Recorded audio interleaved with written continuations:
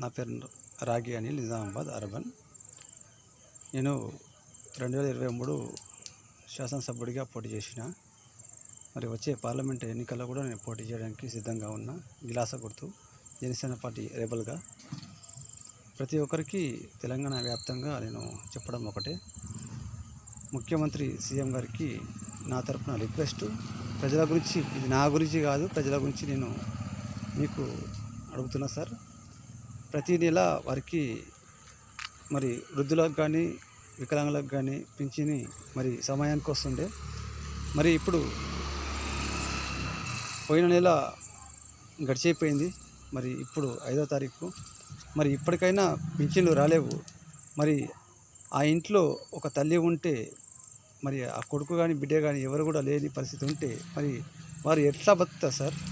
మీరు ఇచ్చే ఆ 2000, 2500 ఇచ్చే డబ్బుల మీదే ఆధారపడి ఉన్నారు. చాలా మటుకు 99% చాలా మటుకు ఇలాగే ఉన్నారు.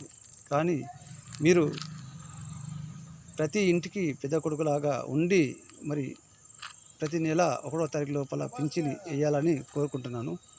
అలాగే సీఎం గారికి ఒకటే నా తరపున రిక్వెస్ట్ సార్. ఏం లేదు, ఇంకొక విషయం, ఈ పింఛన్లు ఒకటి, ఇంకోటి ఇప్పుడు బస్ ఫ్రీ అని పెట్టారు, చాలా మటుకు సంతోషం. 6 గ్యారెంటీలు పెట్టారు, ఇంకా సంతోషం. సీఎం గారు ఒకసారి ఆలోచన చేసి మాట ఇచ్చినంటే ఆ మాట తప్పరని నిలబెట్టుకుంటారు. మరి 100 రోజులు కాకముందే మరి 4 నుంచి 5 గ్యారెంటీలు కూడా చేసిర్రు. మరి ఇప్పుడు నేను ఒకటి చిన్నగా మీకు అడుగుతున్నాను సార్.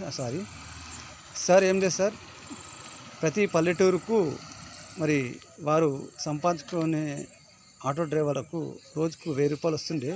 ఈరోజు చూస్తే బస్ ఫ్రీ చేసుట్లా మరి వారికి 200 రూపాయలు కూడా రావడం లేదు.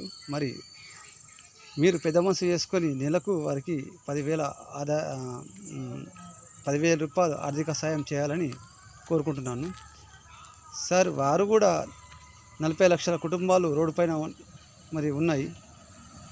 మరి వాళ్ళకు అన్నం పెడతారా, మరి ఏం చేస్తారా అనేది అది మీకే ఇష్టపెడుతున్నాం సార్.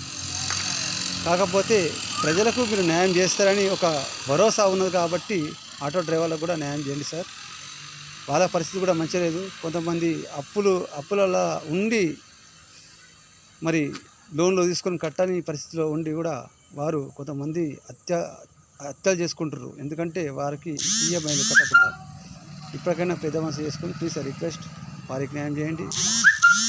పెద్ద మనసులకు పింఛని కూడా న్యాయం చేయండి. వికలాంగులకు, వృద్ధులకు ప్లీజ్ అండ్ రిక్వెస్ట్ సార్. తప్పుగా మాట్లాడితే క్షమించండి. నిజామాబాద్ నుంచి మాట్లాడుతున్నా. Thank you. జై తెలంగాణ.